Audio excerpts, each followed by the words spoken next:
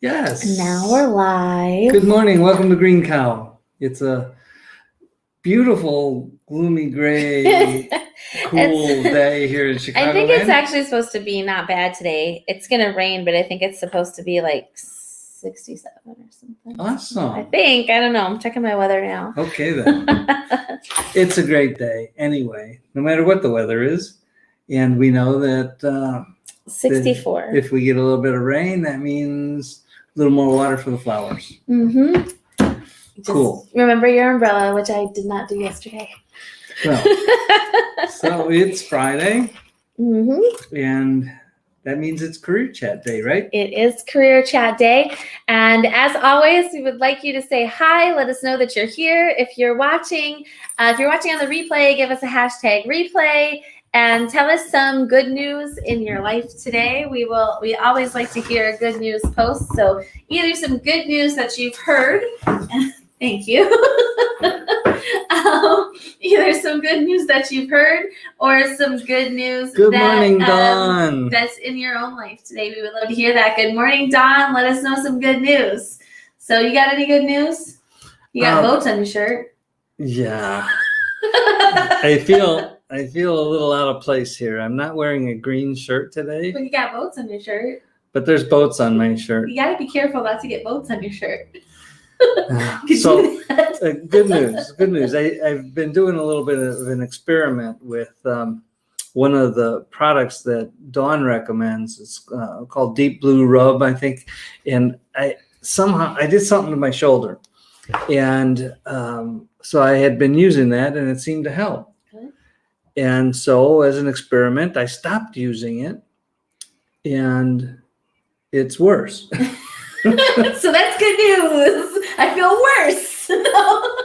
No, that just means that it works. That's good. And Dawn just got a testimonial there. So that's awesome. Awesome. That's good news. Well, I guess, I don't know. I've had a pretty productive week. That's my good news. I've just had more things than me lately. So more things than me. And so that's been really challenging. But this week I've had a fairly productive week. So I think that's awesome.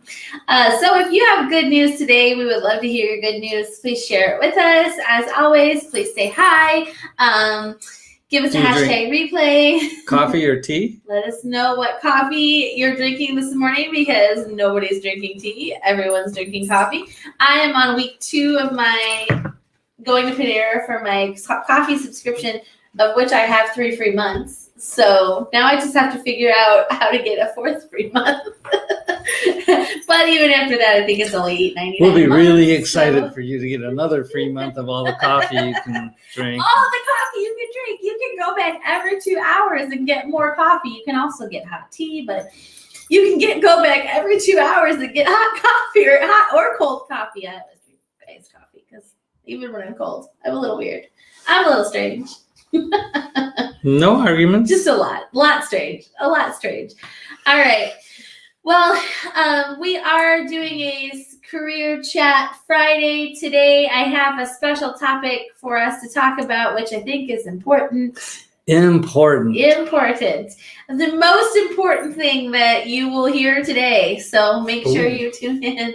Wow. Well, I don't know that. It could be for you, but I don't know. So we're going to talk a little bit about what to do if you have a business and a job. Mm-hmm. And we're going to use those terms. Those terms can mean lots of different things, right? Right. So for me, for most of the clients that I work with, who have been working for a while, who are kind of in mid-level, senior level folks, almost every single one of them has some kind of a business, as well as their 9-to-5 job. Sometimes it's, something that they do really part-time. It's like a hobby. It's just kind of something they do that's a little bit fun for them and it generates a little bit of income. Sometimes they have, stuff that they own that they're not exactly managing, but they just have a business that they are either an owner or a part owner or something like that. Mm-hmm. And then I know quite a few people who do consulting work on the side, as well as their regular, that's kind of in the same area as their... Kind of in, or... Well, in the same general area, I would Okay. say sometimes like people are consulting in very specific areas, or opposite is true. They may be broader in their consulting than they are in their Okay. So job. they're aware of non-compete stuff. Yeah, that's one of the things I was going to talk about too, actually. I know we usually have Matt on, who's our attorney, but also contract work, where that falls, if that's a job or if it's a business, that can be confusing, and how you represent that on various documents, that can also be kind of, you don't have your phone, do you? I was like, you have that blank look on your face, like, where? Somebody just said good morning, and I don't know who it is. Somebody said good morning. I think it was KJ liked our video. There's Mark. Mark's here, so it was KJ that said good morning. Good morning, KJ. Here you go, since Lee's phone is at the moment. So yeah, if you're doing contract work, like whether you consider that a business or a job, it really depends. There's some contract work that's very much like a job. You just get a 1099 instead of a W-2. I mean, you may be working full time, but you're not an employee. And there's a lot of businesses or a lot of industries where that's pretty common. So for example, I talk a lot about freelance writing, where that's, there's a lot of freelance reporters and journalists and graphic designers and things like that, where they might work for 3 or 4 publications, but it's pretty much just like their job. Sure. Yeah. That would include Uber and Lyft people. Actually, Uber and Lyft is an interesting case, and maybe Matt's here today. We talked about you like twice, but you're not here yet, I don't think. But there's been quite a bit going on in the legal world with Uber and Lyft. Because are they employees or are they not? And that's actually kind of up in the air right now. But I believe that all of that is considered gig work at the moment, because one of the benefits of that is it's flexible. You can turn yourself off or unavailable when you're unavailable. So by the way, say hi. I know there's a few other people watching that haven't said hi, so say hi, please. Tell us some good news if you've got it, and we'll keep talking about this. So Lee asked a question about non-competes and stuff like that. So that is something I wanted to touch on a little bit, because for example, if you are doing, I'm going to just use me as an example. So I did contract work as a resume writer for a long time for one large company that had like 6 or 7 brands. Okay. So there were some rules that contracts that I signed when I hired on about how I could use their resources. So how I could, a lot of times these companies are comfortable with you using their resources to improve yourself as a professional, but you have to be careful about how you use them when you actually have a business doing something similarly. So things like logos, graphics, templates. That was the big one for us, was templates, right? That company didn't want people just taking the certain templates. Sure. And so you just got to be aware of those things. Another thing is, one of the biggest thing that I wanted to talk about today was like how to represent this. If you're doing all this kind of work and like some of it kind of seems like a job, some of it seems like a business, your taxes say one thing, but like how you do your day-to-day is a little different. And how do you represent that on LinkedIn and your resume and your bios and anywhere else that you represent yourself? Because as we've talked about before, if you want to grow in your professional life, you have to have something somewhere that represents what it is that you do. That's whether you have a business or you have a job or whatever. You need to have a presence somewhere, even if it's just on paper. For some people, you have a bio or a resume or both of those. You need something. Mm-hmm. And then what do you do about all this mess? And I will say, so organize it. You can organize it, but you have to be careful with that. So again, sometimes if you're doing contract work, the documents that you sign will actually explain how you can indicate online what your job is. So be sure to read those papers. yeah. So on your resume, that's one thing, because that's generally, and actually some people do have versions of their resume that they stamp confidential, that they, only give to certain people. That's a little bit different. Although you also have to be careful with those things, because it's more common these days to fire your resume off into the ether. And so we have a comment we need to remove, but I think it's on YouTube. There we go. Good. That's there we interesting. go. That's the first time we've had to do that. Yeah. Nice. All right. I don't think our Facebook audience saw that because it was on YouTube. So we have to figure out where that came from. We're getting infiltrated today. All right. Anyways, what I was saying about that was there are sometimes when you are doing contract work, for example, I mentioned that I was working for one company that had several brands. They had specific rules about that I can't say on LinkedIn that I work for this brand. I can't say on LinkedIn that I'm a this for this brand.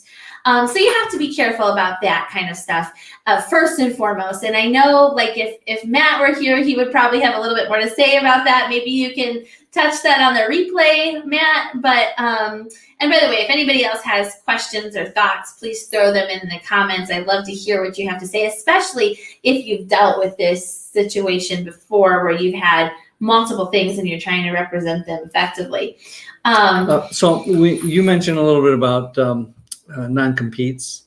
Mm-hmm. There's a non-disclosure thing that you should be aware of too, to protect yourself and your company or whatever entity it is that you're connected to will have those kind of things too. Mm-hmm. So yeah, just be aware of those things, and I'm sure that Matt will have more to say about that. Right. So. And one of the things that I want to mention about that is that, this is not probably the direction, if you read the description, that you thought this conversation was going to go. And I think that that's really important, because so many people think like non-competes and all that stuff just has to do with the services you're providing. But it actually often has to do with how you're representing yourself. And, when you are, and many people start a business or start doing some consulting work while they're also contracted with or employed by someone else, and you have to be really careful about that stuff.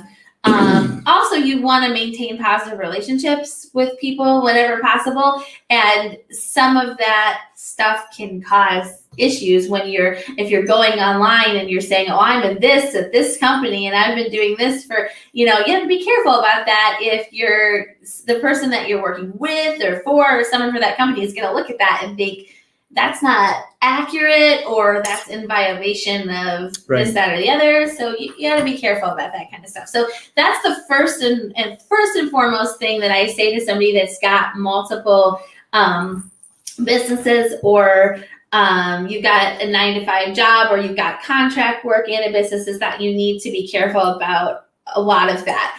I can tell you things about, for example, on LinkedIn and on your resume, what you actually put as your job title matters. It's really important, because when people are searching for you on LinkedIn, if you put, for example, owner, nobody's gonna find, nobody searches for owner. So I have a lot of clients that want to put on their resume, oh yeah, I'm the owner, and I'm like, but that does not describe what you do. And I said, too, this is where I say oftentimes there's a lot of people that own businesses, but they don't run them. So that doesn't actually say anything about what you're doing in the business. So what do you recommend in a case like that? So I have a few recommendations in a case like that. My number one thing is always, before you change your official title anywhere, whether it's your company or your business, do the checking to make sure that it's okay that you do that with the powers that be. So, for example, a lot of smaller companies, a lot of smaller nonprofits are going to be okay with you changing your title to something that's actually descriptive. So, for example, yeah. Mark is correct there. Mark, you said I had another comment here that I'm going to go over in just a minute, but he says putting owner just means you get tagged like crazy in LinkedIn Sales Navigator. This is absolutely true. So if you want to get a lot of spam for people that are offering services to your business, put yourself as owner on LinkedIn. But what I say is, there's a lot of smaller organizations that are going to be okay with you changing your title to something descriptive. There's also, even in like your normal 9-to-5 job, you might have a title that's like support number 1. What does that actually mean? There may be an official title that is not descriptive at all. And in that case, a lot of companies are okay with you putting something that's more descriptive. So for example, for your business, a lot of times people choose like more of an operations type role. So operations manager, something like that. If you're playing that role in your business that you own. Also, if you're doing the actual work, so for example, you own a graphic design business and you are the graphic designer. If you own a resume writing business and you are the resume writer, if you own a bookkeeping business and you are the bookkeeper, it's okay to put that as your title as well. And that's probably better if you want to get picked up for those type of services or that type of job.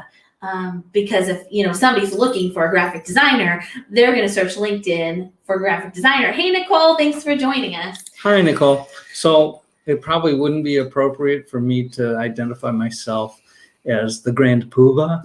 Well, you could if you want to, but you know what? That's actually kind of fun because that all goes back to what you want. If you're not actually looking to get picked up in these systems for a job or something like that, and you want to have a little fun with your title, that can sometimes be a branding thing, and that's completely fine. But awesome. When we're talking about like your resume or your LinkedIn or even Facebook, when you're listing your job titles, and that was KJ who says TGIF. That reminds me of like back in like the 90s when they had that TGIF show on, or they had the lineup of all the shows. Yeah, I missed that. Okay, maybe. Probably no one else knows what I'm talking about. But I remember the restaurant. That's still around, isn't it? It's still around. They have good fried green beans. Good what? Fried green beans. That's weird, I know. Dip them in ranch. Yeah, see, there you go. Nicole's the chief disruptor. Yeah. So that's totally cool with your branding and your marketing if that's what you want to do. But if you're looking to get picked up for a certain type of position on LinkedIn or on your resume, when you don't use like a keyword rich title, there can be challenges. So it's always better to use one if you can and use something that's descriptive. But of course, be careful that you are in compliance when you're doing that and you are truthful and all of that fun stuff. So that's one of the things that I often will tell people as they're writing their resume and they have to juggle your business and your 9-to-5 or your other job or your consulting or whatever it is. So Mark had a comment here. You want to read that for us? This or this? This one. This one? I'm one of those people. Okay. So Mark says, I'm one of those people who have to juggle things. I am 1099 investment advisor through Retirement Wealth Advisors, a financial coach through Next Gen Money Coaching, and an owner of Next Gen Insurance. Got to keep it separated. Mm-hmm. Yeah. So, Mark, you even have the different things that you hang behind you, and I what think if you're having good. A conversation on all those areas? You just changed. Hold on, just a minute. No, we were actually having we were having conversation with you the other day, and then you switched to insurance, and you're like, "But I'm not going to hang up the thing." So no, that's good. It's really beneficial to keep things separated in some cases. But when it comes to like, for example, your resume or your LinkedIn, and do you list everything? Is the first question. And of course, the answer is going to be, it depends, right? So if you are, say you have a job and you are a full-time job and you also have a business, If you is adding the business, is that going to add value to your profile or your resume? Are the things that you're doing in your business going to help you present a stronger case for your next career move? That's the question. It's not required. And sometimes it is required for you to list everything on an application. It's not required for you to list everything in a resume.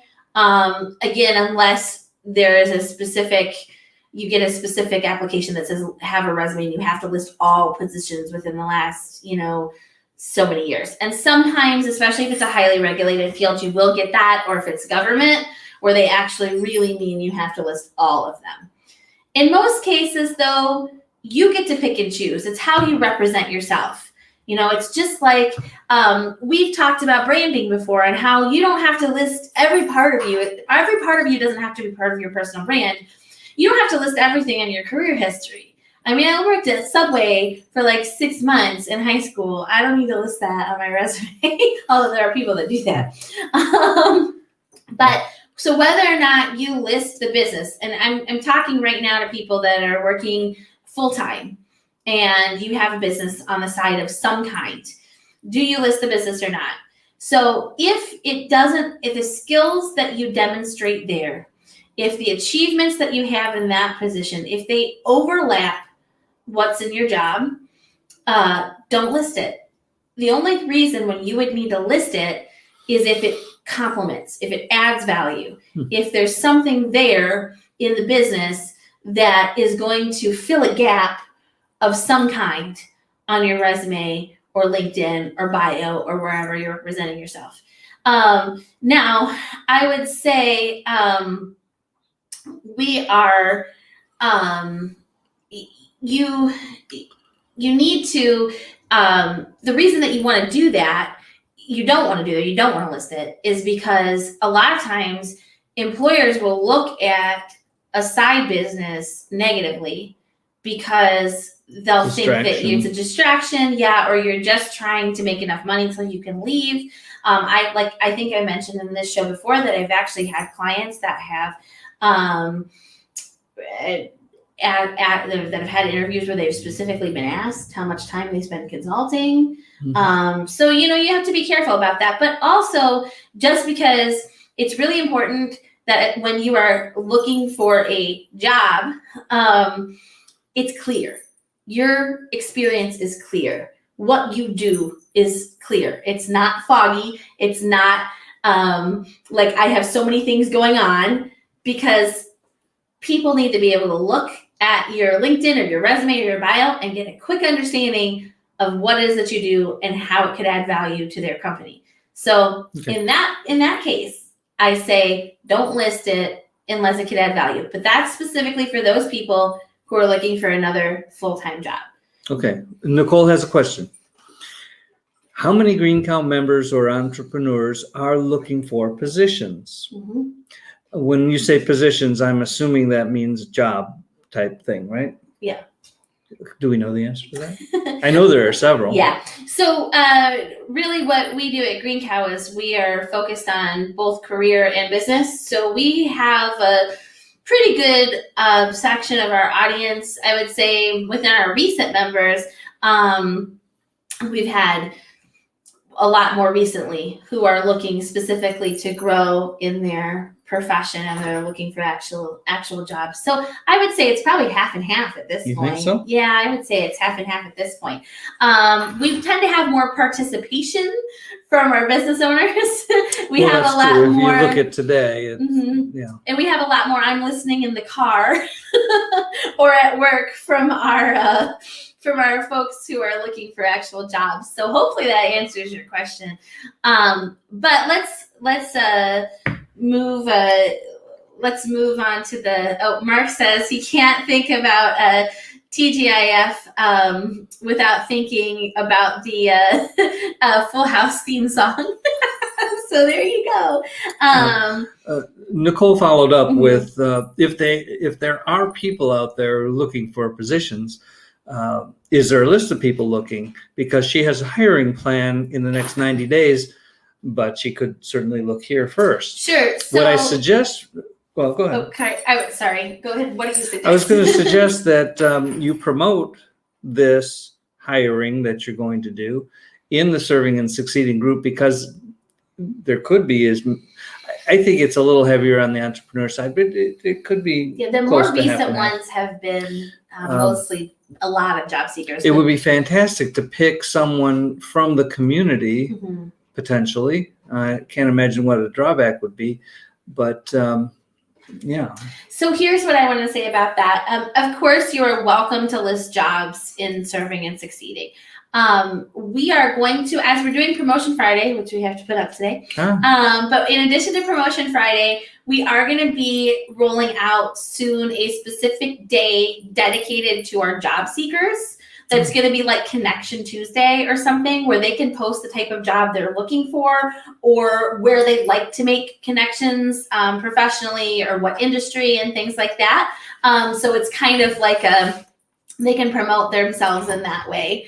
But if you do have a job opportunity, you're more than welcome to post it. And I know we have had some people in our community who have ended up working for other people in our community in like a contract type basis. So, hey, Matt, now you're here. We had a lot of questions for you earlier, and now you're here. So let's talk again about, so I just talked a little bit about what you can do if you have a business and you have a full-time job and you're looking for another full-time job, or you're looking, just to for new opportunities. You may not be actually job seeking right now, but you want to represent yourself effectively where you can, so that you can, set your sights on improving. Matt, you better be sorry. You were tardy. I mean, you only get 3 of those, and then what? It's in school suspension, something like that.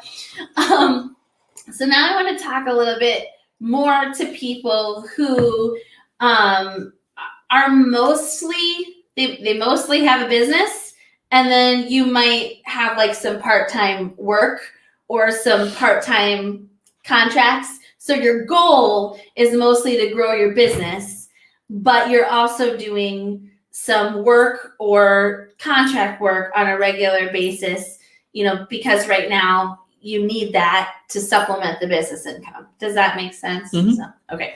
Yeah, I kind of resonate with that. Yeah, I think most of us do at some point. Yeah, I know. Teacher Miranda, you got to be careful. Not as a pushover as a teacher, not with grades, but like when people would, I don't know, I was not a big fan of like all the school rules. The one year I taught high school, that was hard track. I couldn't even keep track of them. Did you believe all the kids who said the dog ate my homework? No. Like, no, kids don't say that anymore. They said, I thought I submitted it. The submit button wasn't there. That's what kids say these days. But that's a perfect example. Supplementing income. Actually, teaching is a perfect example about that. I know a lot of people who have a business and then they supplement that income with teaching, usually at the college level. So, they're professional in some capacity, legal, financial, creative, and they have a business doing that thing. And then they also have an adjunct teaching position somewhere where they're actually an employee, but it kind of doesn't feel like it because they just come in and teach those classes and go. And I did that for a little while. I did teach full-time for a little while, but I did that for longer. And so when you have something like that going on, then what do you do? Well, the good news is that if you are trying to grow your business, you have a little bit less to worry about in terms of like, is somebody going to see this and think I'm being distracted, right? Because you really get to control that. And I have heard anybody who, especially in creative services, anybody who has worked with clients in creative services know that sometimes it can be a little weird and strange, and you'll get some strange questions. So, there are definitely some people who'll be like, oh no, you have a job too. That means you can't work on my project. But usually those are odd people and you wouldn't be working with them anyway.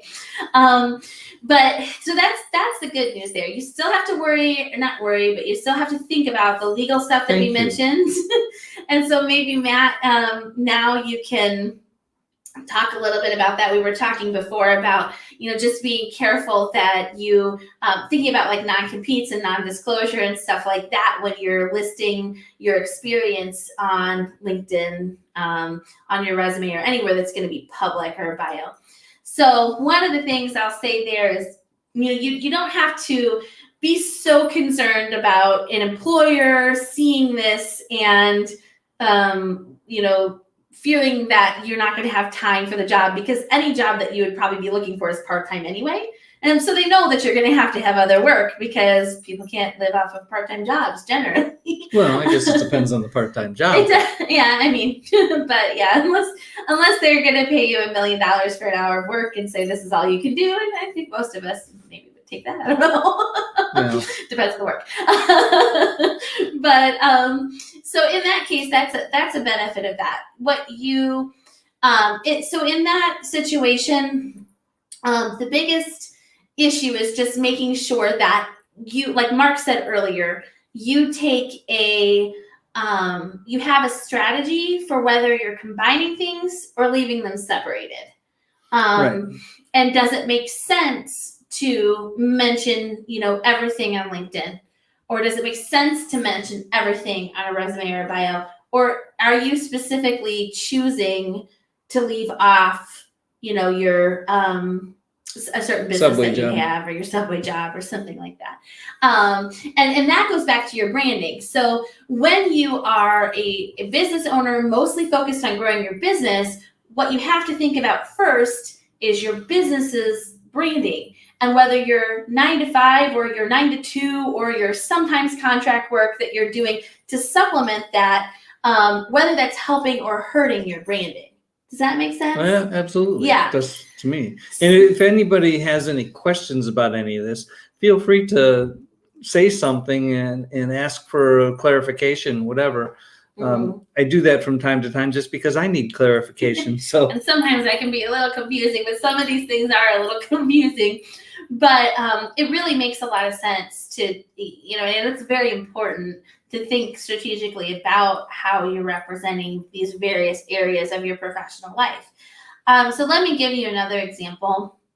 I was working with a client who has done a lot of work in various related areas. Some of that was full-time. Some of that was part-time, but still employed. And then there were 2 big chunks of it that were business ownership. wait a minute. Mm-hmm. Did this person ever sleep? No. Similar to me. No. Yikes. No, this was over about 20 years. Okay, it reminds me of Matt's comment. Sometimes you need to work a 5 to 9 to supplement your 9 to 5. Mm-hmm. Sounds like she had it all covered. Well, I mean, she was a very ambitious person, but also, like I said, this was over a span of about 20 years. Okay. So there was some employment that was full-time and some employment that was part-time, and then 2 really big chunks of business ownership in different but related areas. So this person had a goal to grow a business and was still working a 9 to 5, but really wanted to focus on the 2 areas that they'd been doing business in before. And so the concern was, so I've got these 2 areas that were business, and then I've got all this stuff. So what do I do with that? Well, what we had to do was we actually took those 2 separate areas and combined them. We checked all the legal stuff first.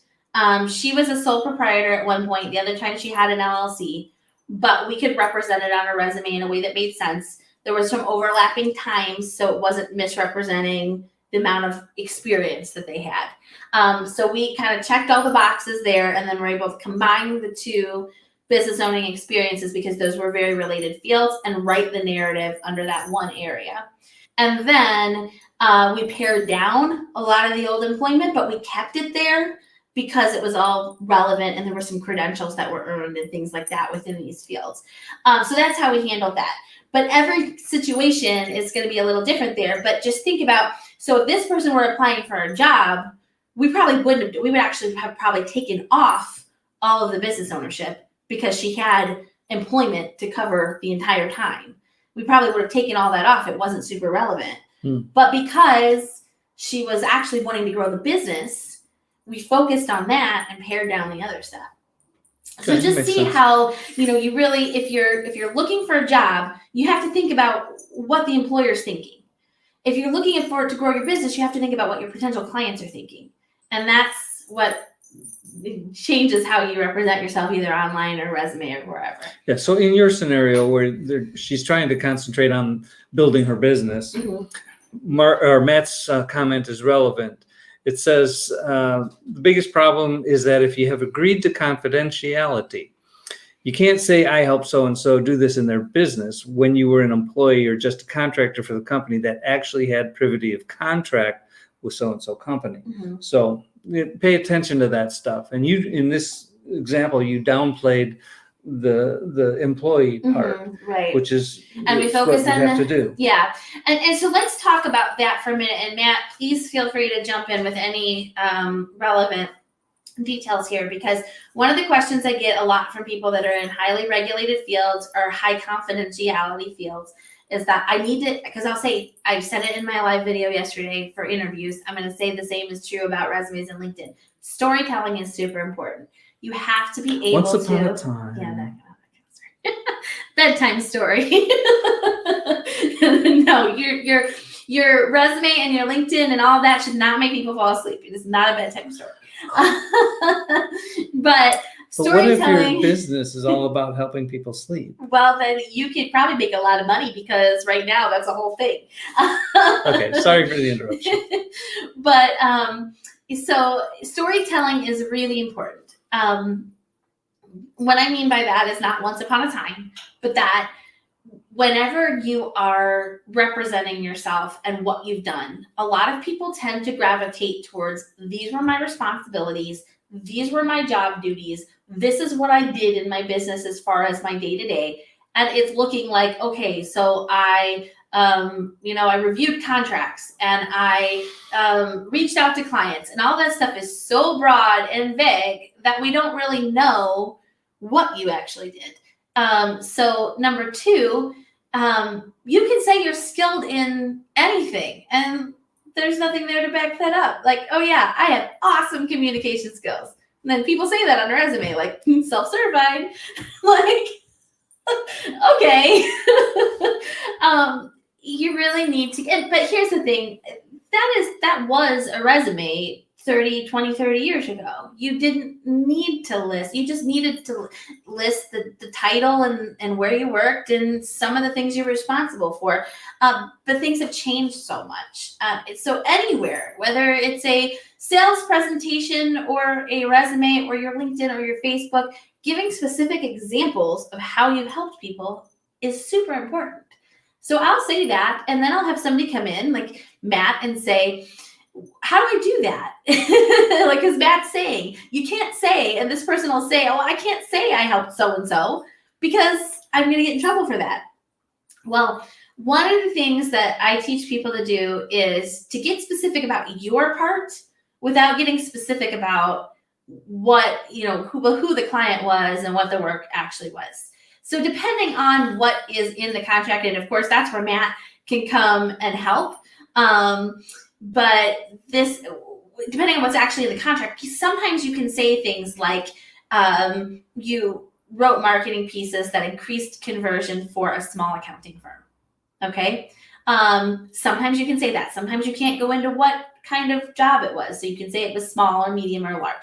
You can use some kind of descriptor there that still allows you to highlight what you did specifically. You may not be able to put a number there. So I did it. If anybody's on my email list, you got my article about why numbers are important in your resume this week. If you're not on my email list, if you want to be, you can just send me a message right now, because you probably don't want to put your email out in the ether. But if you don't care, you can leave it as a comment. You can also send me a message.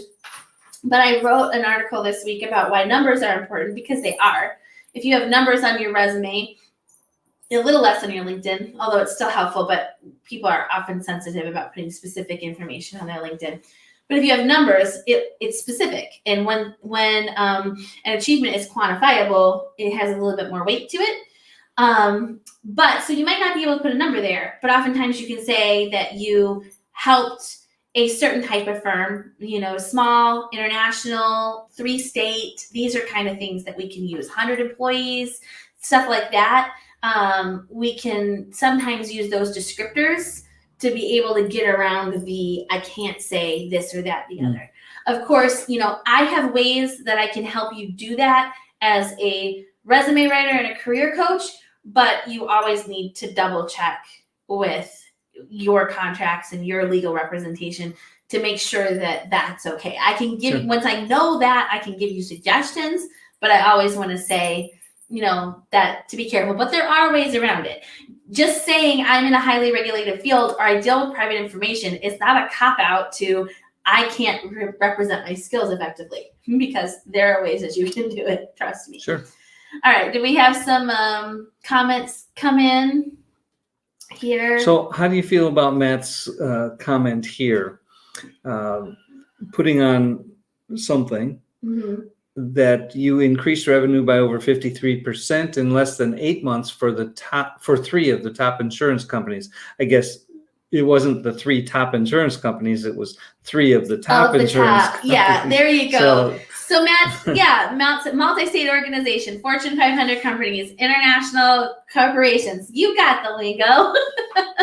Exactly. Be vague but descriptive. That's exactly right. And you can definitely do that. And as a business owner, I highly recommend, if you're not going to ask your client if you can use their story as one of your stories, but you still want to use their story, do this anyway, even if you technically never had them sign anything, even if err on the side of privacy, is what I'm saying. I had an issue this week where I found out that someone that I had worked with had used one of my jobs as an example. And I was like, I don't remember anybody ever asking if that was okay. And there, I know, Matt, you probably have forms printed up for this to make sure everything is covered. People could probably go to you in there and get that done quickly. But I always at least have a conversation with my clients. Hey, I want to use your stuff as an example. Is that okay? Or be vague about it and not, you'll even hear when I gave my example a few minutes ago of the client that I was working with, I was extremely vague. I used they and not a gender pronoun. I didn't tell you guys what kind of industry they were in, because I'm really careful about that. And I think you should be too, because some of your clients will be super excited for you to use their story and they'll love that. And then some of them, it'll be sensitive information, even if it doesn't seem like it is. They don't want to have everything out there. And I think that's just something that you should extend to them is, just don't violate people's privacy. So, so Matt has a comment there. You're not in violation of an IC agreement or employment agreement generally using referencing this language without stating the actual name of the company. Right. So exactly. So you have no excuse to not. You have no excuse to avoid telling people what you did. You just have to be a little bit more broad in the terms you use. So anybody else? It needs to be descriptive enough to be meaningful. Yeah. Just not specific. Yeah, or like, do you really know who 3 of the top 3 insurance companies are in Northwest India? Yeah, that's why sometimes you can use a leading company, a leader in this area, something like that. Those are other terms. So yeah, I think that's actually what I use. So when I sometimes tell people about my experience in resume writing, and I was a senior writer for one of the top resume writing firms, but I can't tell you what it was or where it was or any of that kind of stuff. So there it is. But I can tell you what kind of work I did for them. So that's good. All right. Anybody have other additional questions about how to represent having a business and contract work and a full or part-time job, or any kind of questions about how you can do that?